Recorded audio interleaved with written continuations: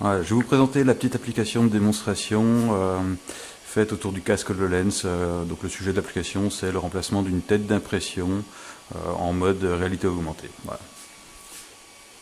Donc je lance l'application. Dans cette application, on a une imprimante principalement et un panel qui donne des instructions qui permettent de définir les interactions possibles avec l'imprimante. Donc là, globalement, on va pouvoir manipuler l'imprimante avec la gestuelle ou avec la voix. Donc là, j'ai une imprimante qui est sur sa première étape de maintenance, à savoir ouvrir le capot. Donc là, je vais pouvoir agir avec elle, soit par la gestuelle. Donc en cliquant dessus, je passe à l'étape suivante. Soit en demandant au casque de passer à l'étape suivante par la voix, avec la commande Next. Next. Unscrew head printing. Next. Remove the head printing. Voilà, et là, globalement, j'ai une procédure de changement de tête d'impression sur S4M qui a été faite quasiment de bout en bout. Donc là, ensuite, je vais avoir possibilité de prendre l'imprimante et de la balader avec moi dans l'environnement dans lequel je me trouve, tout en ayant la possibilité de la faire tourner pour analyser l'objet.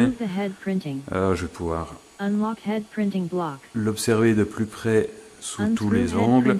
Je vais pouvoir éventuellement le grossir.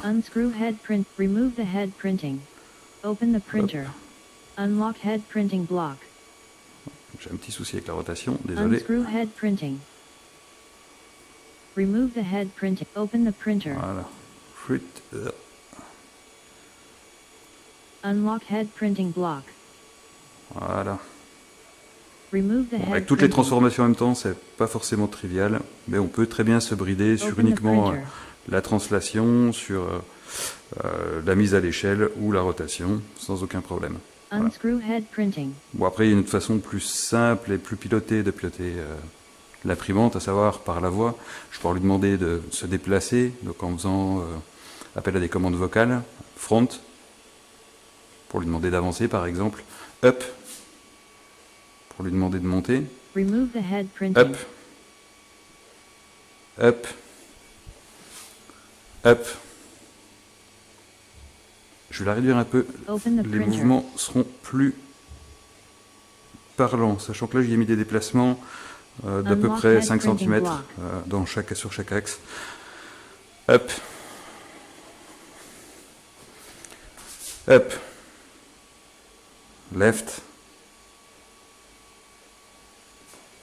left, right, right, back, back, back, turn, turn, turn. Je pense qu'en fait les commandes vocales sont un peu parasitées par l'imprimante 3D qui tourne en fond. Voilà, je vais pouvoir demander éventuellement à l'imprimante de se téléporter, si je dois me déplacer sans avoir besoin de trimballer l'imprimante avec moi, je vais pouvoir lui demander de se téléporter à l'emplacement de ma tête, en utilisant la commande Move. Move. Voilà, et là, logiquement, l'imprimante s'est téléportée à l'emplacement de ma tête. Voilà. Donc là, cette démo est plutôt simpliste et ne met pas en avant les interactions avec l'environnement.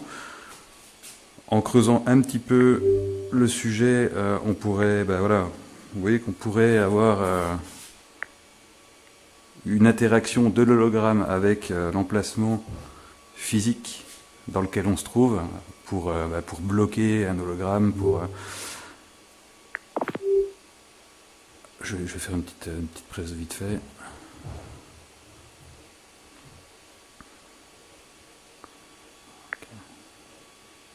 Voilà, imaginons que je prenne une chaise. Cette chaise, normalement, ne va pas tarder à apparaître devant moi. Je vais avoir possibilité, voilà, de la poser sur l'emplacement physique. Et donc là, quand on manipule l'objet, on ressent bien la sensation de blocage qui empêche l'objet d'aller là où il ne peut normalement physiquement pas aller. Voilà. Là, l'objet se cale et s'aligne sur le plan qui est représenté par le mur, ou alors reste bloqué sur la table, avec une subtilité qui peut être intéressante, à savoir que